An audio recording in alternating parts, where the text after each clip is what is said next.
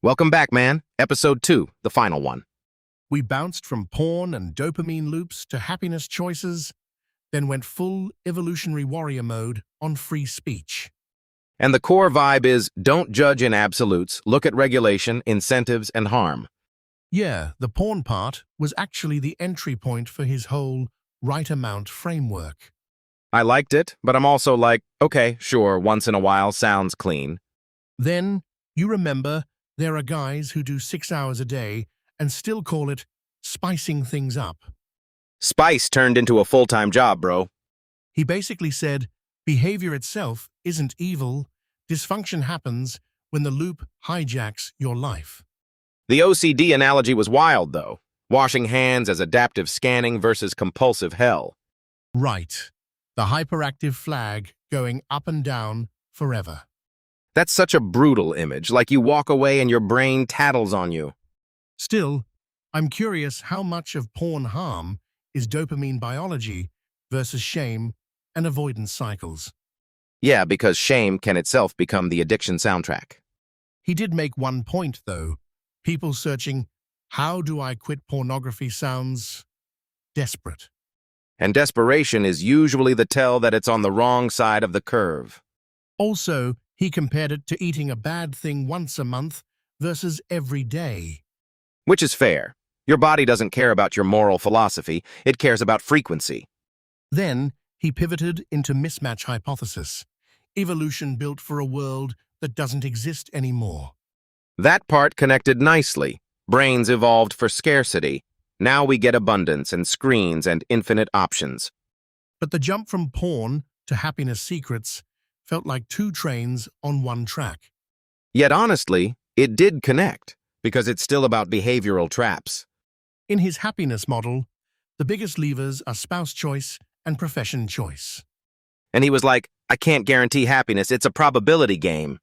Which is the most annoying thing self-help people never want to admit. Because odds doesn't sell as hard as steps. He also pushed birds of a feather over opposites attract for long-term marriage. I agree in principle, but I've seen people survive with differences if values align. Exactly, he clarified. It's not about tastes, it's about fundamental principles. Like your partner loves crystals and you're into spreadsheets? Fine. He even got football nationalism involved, which was hilarious. Yeah, Manchester City versus Manchester United. Spirituality meets sports rivalry. But what I loved was his purpose and meaning explanation using evolution and consciousness. Like storytelling as an exaptation, your brain expects nourishment via meaning. And then work happiness, temporal freedom, plus the ability to instantiate creative impulse. Temporal freedom scheduling bliss. That pilot example sounded fake until it didn't. Imagine being locked for 16 hours, but it's still unthinkable freedom. I'll push back. Temporal freedom is great, but purpose without competence turns into delusion. True, but he was arguing all else equal, which is the phrase that saves him from overclaiming. Then sibling order comes in. Openness to experience and last-born rebels producing innovations. And he basically said both his dinner directors and his own wife were last-borns. That sample is so biased, it's practically a personality test. But the bigger point was, differentiate from siblings, fill niches, end up more contrarian. I liked that he connected it to product adoption too, not just radical science. And then came the assortative mating challenge, birth order matching in marriages. The experiment is fun, but correlation crawling into people's brains like it owns them. Sure, but at least it would be data, not vibes. And then wokeness. Oh man, that section got spicy. Yeah, he called it biophobia first, fear of using biology to explain human affairs. And then he used the parasitic mind framework, ideologies as neuroparasites. I'm going to be honest, the word parasite is a rhetorical flamethrower. It's memorable, though. Postmodernism as the granddaddy parasite, very cinematic. What mattered underneath was his claim. Objective truth being rejected leads to moral shortcuts. And he was big on this difference between deontological and consequentialist ethics. Freedom of speech as deontological You don't get to suppress because your side benefits. But he also allowed a boundary. Direct incitement to violence is where it stops. That staircase argument he mentioned, how a narrative can normalize violence over time, was the tension. Then he went into grooming gangs, prison demographics, and the idea of forbidden knowledge. I can't lie. The way he treated controversial data as inherently publishable felt too neat. Yet he anchored it in show mechanism and data, not trust vibes. And his personal history on free speech was heavy. Jewish identity, Lebanon threats, kidnapping stories. That part was intense, because it explains why he treats censorship as existential, not academic. When someone grew up with death to Jews chants, neutrality on free speech stops feeling neutral. Right, and that's why the "I support Holocaust deniers' right to speak" line landed like a grenade. He basically weaponized the offensive argument. Offense isn't harm unless it becomes incitement. Still, I wanted more about how communities prevent harm without censorship. His framework got abstract fast. Then he went hard on suicidal empathy, where empathy misfires and breaks rules and cause effect. The immigration and crime examples were confident, to say the least. But his thesis was consistent. If you erode deontological laws, you break predictability and deterrence. And he compared it to gravity. Like, wishful thinking won't stop people from falling. That metaphor was good, honestly. Laws of nature, laws of society, same failure mode. Then the comedy got turned up. Equality of outcome satire with sports wins and Boston Marathon stats. FIFA anti-Semitic energy, very unhinged, very effective for illustrating absurd arguments. And he capped that with a species argument.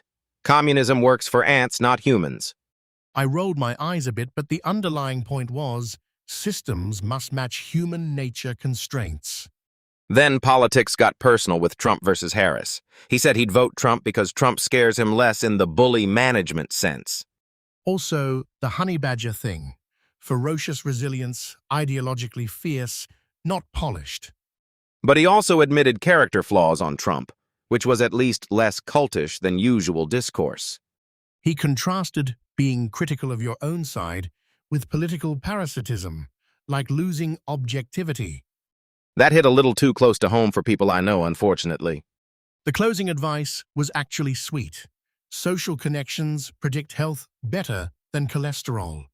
That's the perfect final note, meaning relationships, learning, and practicing lower expectations.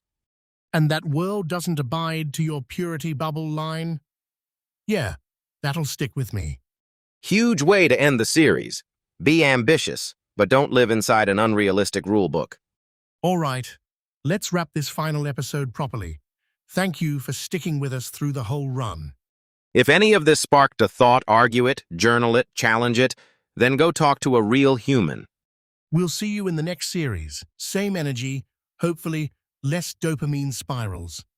Welcome back. Final episode energy, and it somehow got even messier. We jumped from porn as behavioral dysregulation to happiness by choices, then ended on parasitic ideas and free speech. The whole "it's not evil, it's dosage" argument had me like, finally, someone's sane. Yeah, but dosage is where people lie to themselves, right? Like, I only do it when I'm sad. Exactly. He kept hammering the curve. Adaptive in moderation, dysfunctional when it hijacks your life. I liked the OCD analogy, though, because it reframes compulsions as loops, not moral failure. But the porn part, 6 hours a day, that's not spice things up. That's another full-time job. And then people blame dopamine, shame, erectile performance, all of it. Some of it plausible, some of it convenient. The really controversial bit is the tone. He's basically saying, stop acting like the devil. Which, sure, but stop feeling guilty is also a dangerous message if someone's actually spiraling.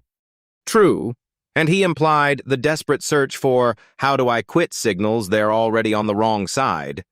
That search terms evidence was oddly compelling, though. People don't Google that casually. People are basically screaming into the internet void, "Please fix me." And he was careful. Not religious purity, just behavioral regulation and self-control. I still wonder if the argument underestimates long-term conditioning for some users. Maybe, but he wasn't pretending biology is the only lever. He kept talking about motivation and life disruption. Then we pivoted, like a speedboat, into happiness. Two choices dominate: spouse and profession. And he sounded annoyingly persuasive while doing it, which is the worst kind of persuasive. The wake up and go, "Oh God, not this one," versus "how did I pull this off" anecdote. That's basically relationship ROI. But he admitted he's not giving empirical guarantees. He's talking odds, not certainties. That's the whole vibe. Statistical life. Increase your odds. Don't promise destiny. Also, the birds of a feather flock together line. He tried to strip it down from taste to values. I agree on the values part, but people often confuse values with aesthetics, then call it alignment. Like, we're aligned because we both like Manchester United. That's not alignment. That's sports marketing. Yes, his nuance was, it's about fundamental principles like honesty, conduct, and trust standards. And then he brought it back to meaning and purpose. Evolutionary reason, not just motivational fluff. The story that animals only solve, survive, and reproduce, but humans need purpose because of consciousness, makes sense. And the job part was actually usable. Temporal freedom and purpose/creative impulse. Temporal freedom, like being a pilot locked into time, he was basically arguing for flexibility in your inner schedule. Or the opposite. If your life is a flight path you didn't choose, you'll feel trapped even if the pay is great. Purpose through creating. Author, chef, architect, even the comic building, the routine. I love the ideal, but it can become elitist. What about people whose purpose is caretaking or stable crafts? He did kind of leave room for worthy lives outside creative genius, but yeah, the framing leaned toward creators. Which is funny because he also spent time on happiness science like it's play, science as a puzzle game. Life is a playground, but it's also three-dimensional, so you keep thinking you got it right.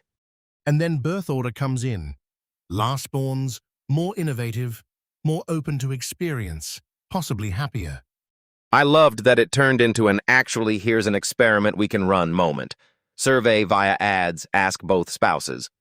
Dude basically said, let's meta-add the psychology of families. That is unhinged and perfect. Still, birth order correlations can be messy. Family dynamics, class, culture, all confounders. True, but it's better than armchair theories. At least it invites falsification. Then we ended with the biggest swing. The parasitic mind and wokeness framed as ideological brain worms. The neuroparasitology metaphor was wild, like he really committed to that analogy. But the deeper point was about deontological principles being treated like they're disposable. Yeah, he argued free speech and pursuit of truth shouldn't be selectively applied. The freedom of speech, but not for X critique. Cold, but it lands. And he tied it to real personal history, growing up Jewish in Lebanon, and later danger around ideology. That part felt emotionally heavy, not theoretical. Kid sees death to Jews in the street. It made his free speech absolutism feel less like provocation and more like survival logic. Still, I don't fully buy the absolutism without guardrails beyond direct incitement. Same, because direct incitement is a line, but influence is diffuse and messy.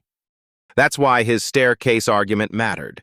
If you normalize hateful narratives, you can predict downstream violence risk. He even brought prisons and selective application. If you're harsher, it's dangerous. If you're soft, it's empathy, right? Then the suicidal empathy concept, misfiring empathy that breaks laws and predictable cause-effect.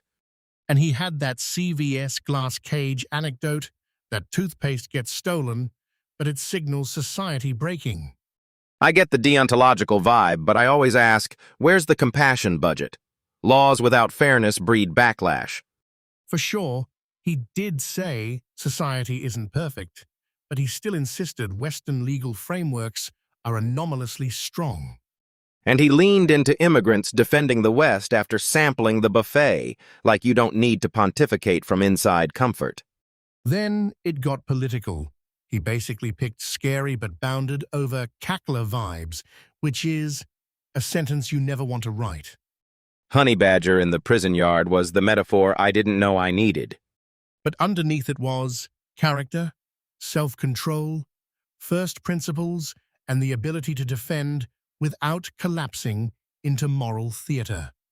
And he acknowledged flaws in everything. He's not pretending any candidate is a saint. He even mocked the inability of partisans to criticize their own side, like that's a virus, not an opinion. The whole parasitic mind concept is basically, you lose objectivity because group loyalty parasitizes your reasoning. That connects back to his final question too. Lower expectations don't live in a purity bubble. The world doesn't abide to your purity bubble. That's the sticky note I'm taking. Because he was describing perfectionism becoming disappointment, and then resentment, and then moral scrupulosity. Which is basically, don't impose your expectations as rules for everyone else. And weirdly, that ties back to porn too. People externalize blame instead of regulating behavior and life systems. Full circle. Regulation, relationships, humility, and less moral cosplay. Also, social connections as the real health predictor. Meaningful dialogue, real humans, not just algorithms. The closing vibe was learn, read, build bonds, and practice lower expectations like it's training. Easier said than done, but at least the direction is clear. All right, thanks for riding with us through the whole series. If this episode challenged you, good. Go argue it with someone who won't let you off the hook. And seriously, talk to real humans. Less dopamine spirals, more life. Welcome back, because we're ending the series with a bang. Yeah, today we bounce from porn regulation to happiness choices. And then we spiral into parasitic ideas, free speech, and empathy. It's like emotional cardio, bro, no warm-up. I keep thinking about that right amount framing for porn. Right amount is a slippery phrase when someone's life collapses. But the key was addiction as dysregulation, not evil by default.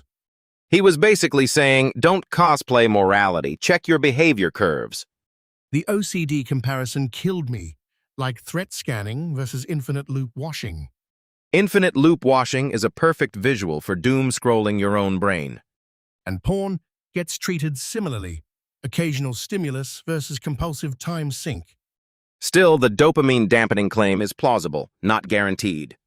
True, but the motivation argument felt more grounded. Reward circuits compete.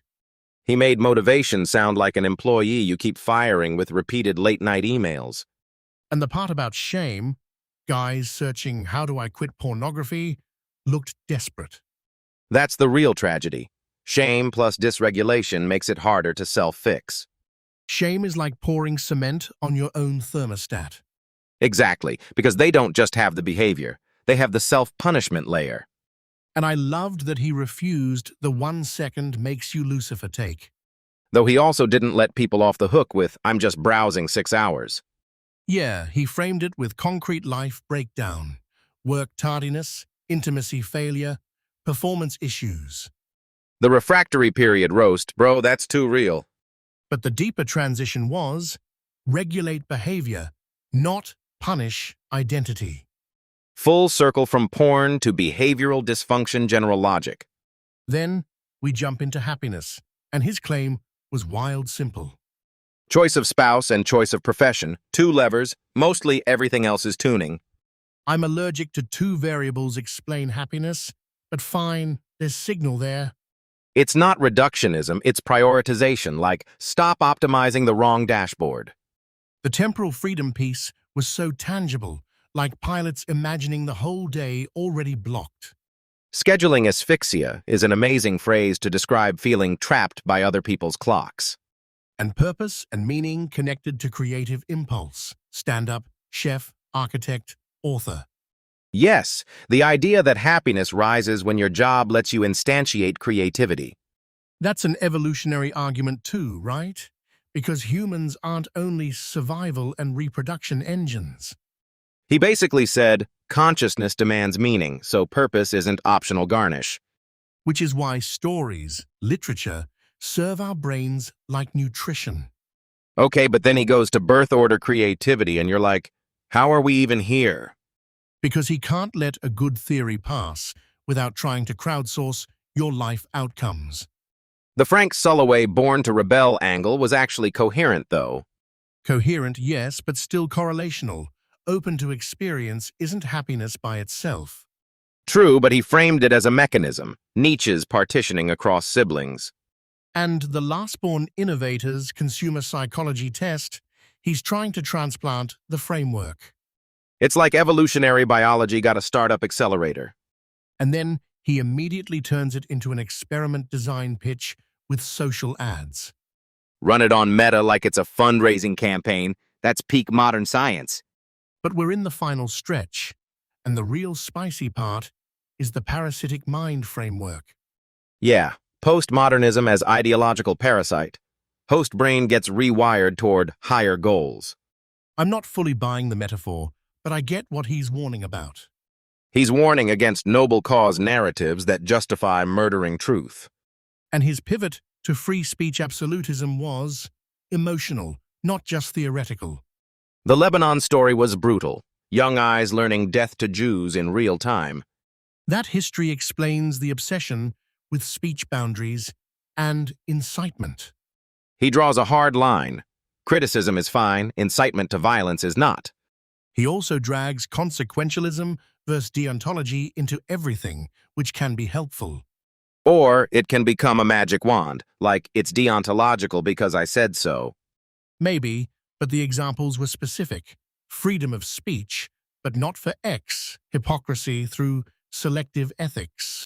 And the forbidden knowledge thing, he's basically saying, truth isn't dangerous by default. He argues suppressing truth creates worse downstream social harm than publishing evidence. The Rushton anecdote was the cleanest, here's what happens when you're not allowed to ask. Thank God everyone left. That's dark humor, but also real insight into ideological pressure. I still worry about how the public receives such data. People weaponize it instantly. Agreed, but he would say, weaponization doesn't justify censorship of inquiry. Then comes the gender identity and pronoun calculus. He's saying, call me what you want, but don't erase biology on command. And also, don't force compelled language via government or institutions. The tension he mentions, minority people who agree but still get abused, felt genuinely empathetic. That's the part I don't want to lose. The social cost falls on reasonable people too. Which ties back to suicidal empathy. Empathy misfires at the wrong target. I like the phrase, but I want it defined carefully. Otherwise it becomes, your empathy is wrong. He's basically arguing rules are deontological scaffolding, and empathy that breaks them destroys predictability. The CVS glass cage story was his deontological by consequence hybrid proof. Toothpaste behind a cage because someone stole and socks it. Yeah, that's cause and effect in real life. He's using it to say, theft isn't just a victim loss, it breaks the law system for everyone. And then immigration turns into legal process matters because chaos harms society's trust. Also, he's personally offended by bureaucracy while he wants to live in Southern California. That bitterness was kind of relatable, though. The closing of the political tangent, he frames choosing the scarier option as a practical threat assessment. But yeah, I'd vote 10 times is a vibe, not an argument. The honey badger thing, though, resilience as a moral trait, was almost wholesome. And then the final wrap? Social connections as best long-term health predictor. That's the practical takeaway he kept returning to, even when we went deep into ideology. Like if the mind gets parasitized, you come back by talking to real people. This series was basically learn, regulate, read, build bonds, and don't live in a purity bubble. Purity bubble is so accurate, expecting the world to behave like your personal ethics dashboard. And lowering expectations becomes a practice, not a slogan. All right, that's it. Thanks for riding with us through the whole series. If this episode challenged you, good. Go argue it with someone who won't let you off the hook. And seriously, talk to real humans. Less dopamine spirals, more life. Welcome back. This is the final episode of our long ride. We bounce from porn and behavioral regulation to happiness choices and meaning. And then we go full parasitic mind on ideology, speech, and truth versus feelings. I still can't get over how he framed porn as curve, not demon. Yeah, bad side of the curve sounds sane, but the claims get spicy fast. The dude basically said, occasional porn is not Lucifer, 6 hours daily is a problem. But then he links it to dopamine receptors and erectile dysfunction. How direct is that? Plausible is the word he used, and I respected that restraint honestly. Respectfully, plausible is also what you say when you don't want to be sued. Or when the science is probabilistic, not cinematic. Still, the behavioral dysfunction angle, OCD loops, the hyperactive threat flag was the best part. Exactly. The evolutionary threat scanning model makes the whole addiction comparison click. It's like when the alarm becomes an infinite ritual, you lose time, vigor, and agency. And then he drops 600 times like it's a casual Monday number. 6 hours of porn a day, plus your partner asking for intimacy at night? That's not moral panic.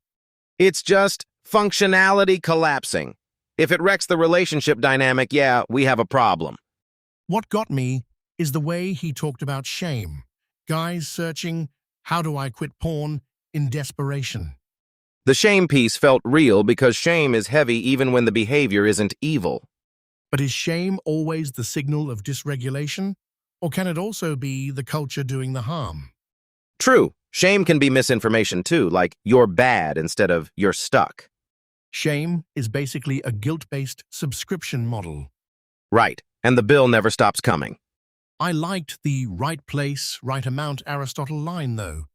That's the antidote to moral absolutes. And then he pivots to mismatch theory. Evolution built for ancestors, we live in modern traps. The food example, fat cravings when calories are scarce, was clean, and it generalizes well. Happiness, similarly. Your brain wants calibrated choices for marriage and profession, not random dopamine roulette. He says spouse and job are the biggest happiness levers, and I'm like, okay, that's depressingly practical. Then he adds nuance. Happiness is a statistical game. You can't guarantee you increase odds. That was one of the most grounded lines he said. Most self-help people sell guarantees like they're snacks. Buy my steps, get guaranteed joy. Sure. And I loved the birds of a feather thing. Similarities in fundamental principles, not just tastes. Not crystals versus soccer. He was like, stop romanticizing the wrong kind of compatibility. The deeper point was alignment in values like honesty and not seeking jealousy. Which then connects to meaning and purpose evolutionarily, why humans need more than survival and reproduction. He basically argued storytelling, creativity, and purpose are brain nourishment, acceptation vibes. And the job definition, temporal freedom plus instantiating your creative impulse, was actually usable. Temporal freedom is underrated. If you can't breathe inside your schedule, life feels like punishment. Purpose is even bigger, being the author, architect, chef, creating something that didn't exist. He made creativity sound like oxygen, which is kind of accurate for a lot of people. Then the birth order segment got weird in a fun way. Yeah, lastborn's more open to experience, rebel niche partitioning, and product innovation. He's stacking correlations. I'm always skeptical of birth order causality, but his logic about niche partitioning is at least coherent. Coherent doesn't mean true, but I respect the attempt to explain mechanism. Also, he had like 8 people at a dinner all say youngest sibling. That's statistically suspicious and socially hilarious. And he proposes a social media survey with birth order and marital satisfaction. Very let's test the vibe. That's research energy. Not just trust me, bro, but let's measure thousands of marriages. Okay, but then we jump tracks out into the parasitic mind and wokeness. The neuroparasite metaphor was wild, ideological parasites that hijack the host brain. And that's where I pushed back in my head. Metaphors can illuminate, but they can also justify emotional conclusions. He claims postmodernism is the granddaddy parasite, no objective truths, and collateral damage is acceptable. That's the part that worries me. Once you label an idea as parasitic, you can start treating disagreement like contamination. But he also did the ethics frame, deontological principles like free speech and pursuit of truth. Yeah, his deontology versus consequentialism staircase analogy was actually helpful. Do I look fat? Consequentialism hat on, lie to spare feelings. Incitement to violence? Different lane entirely. I agree with the boundary he drew. Speech is protected, but direct incitement to violence isn't. The Jew killer example was intentionally extreme, but the logic was criticize beliefs versus call for harm. He also slides into narratives lead to violence quite confidently, like direct causal certainty. Still, historically, you can't pretend propaganda never influences action.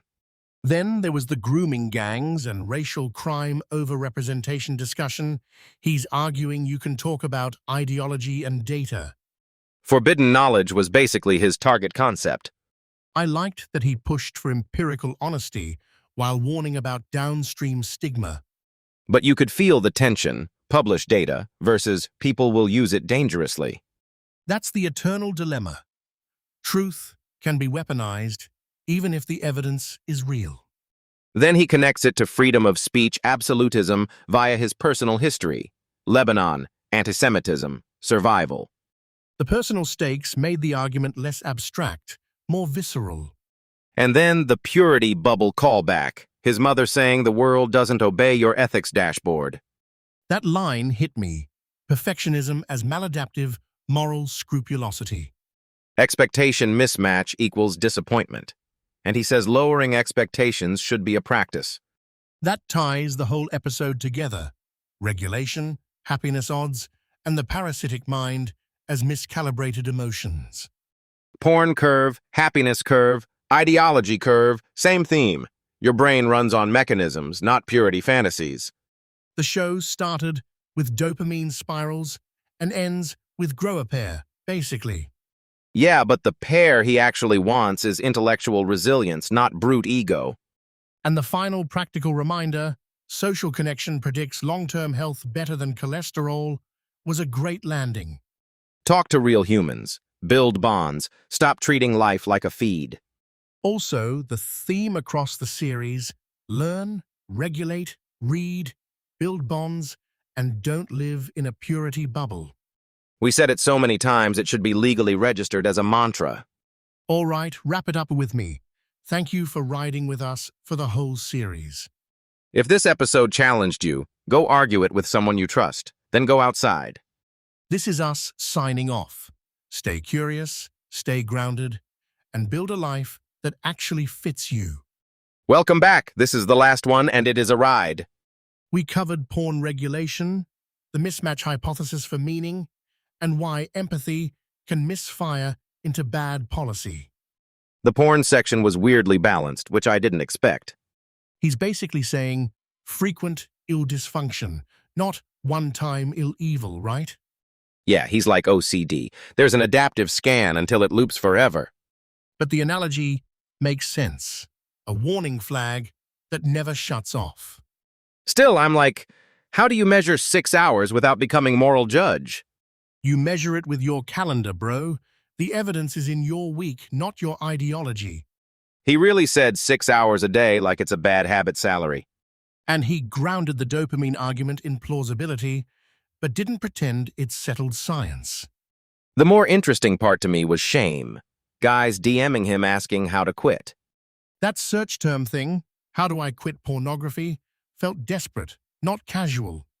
Desperation is usually the bad side of the curve signal, yeah. But shame can also be the gasoline that keeps the loop going. Exactly. If you build identity as sin, you'll feel helpless and keep doing it. He sort of implies that You can't fix behavior by self-hatred alone.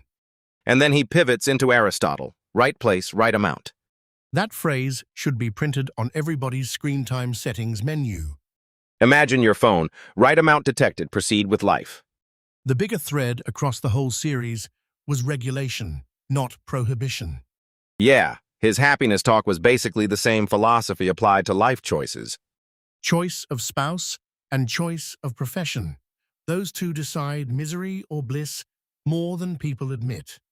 I mean, spouse choice is huge, but profession choice, people underestimate constraints. He did the temporal freedom idea, though, like scheduling efficiency for your nervous system. The pilot example was great. Locked door, forced time, unbearable apparently. Purpose and meaning was the other metric. Create something. Instantiate creativity, not just work. That's why he keeps using artists, authors, architects, jobs where you output meaning. And he's like, an actuarial scientist might live fine, but you don't wake up chanting actuarial table. I know people who do spreadsheets with more enthusiasm than I do life decisions. True, but passion is not guaranteed by math. It's more like mutual haunting. Then he throws in this mismatch hypothesis. Evolution designed us for scarcity. Modern life is abundance and screens. That's the link. Porn, food cravings, even political urges, mismatch of brain plus environment. I like mismatch as a frame, but sometimes people use it to explain everything and nothing. Yeah, evolution made me do it is the new astrology for thinkers. But he used it with specificity. Attention traps, dopamine-like systems, behavioral dysregulation. Then the birth order tangent happened, and I got blindsided. In a good way. Lastborns being more open to experience because fewer niches remain. Darwinian niche partitioning. That was the most nerdy, I can't believe this works moment all series. And he claimed both radical science and product innovation skew toward lastborn. Correlation isn't causation, but the model is at least coherent and testable. He even suggested running ads and surveys, meta-ads, MTurk, satisfaction scores. I loved how quickly he moved from theory to let's collect data. That's rare. And then he went nuclear on wokeness as parasitic ideas, which, Ideological brainworms. That's such a loaded metaphor, but it captures the obsession dynamic. The real claim wasn't ideas are worms. It was ideas can hijack minds toward goals that ignore truth. Like when your empathy becomes a blender and everything goes into the same puree. He framed it as consequentialism swallowing deontology, freedom of speech, truth-seeking, presumption of innocence. Okay, but I wanted him to be careful. Sometimes people label consequentialism when they really mean values conflict. True, but his point was, rules aren't optional when it's inconvenient. And that staircase analogy, if you say one dehumanizing thing, you're climbing toward violence. The grooming gang's example was heavy, and he used it to argue that identifying ideology matters. I agree with the general don't ban analysis principle, but details matter a lot. Yeah. He also brought up race crime statistics, and the idea that acknowledging patterns isn't the same as endorsing biological destiny. Like show the mechanism versus assume innate hierarchy. That distinction is key. He basically said, don't be a coward with data, be brave with hypotheses. The freedom of speech part was very personal too. He talked about being Jewish and violence fantasies. When you have lived that fear, just let people say everything is no longer theoretical. That's why his definition of free speech felt conditional but principled. No direct incitement to violence. He even clarified criticize religion versus organize violence, which is a real boundary line. He's like, feelings hurt doesn't count as harm, but go beat them does. Still, the parasitic ideas framing can make opponents sound like monsters instead of people with different premises. Yeah, and that's where empathy came back. Empathy that misfires hurts the wrong group. Suicidal empathy as a concept, empathy that destroys the system that protects everyone. like immigration policy framed as trade-offs. Equal rights require stable rules, otherwise everyone pays.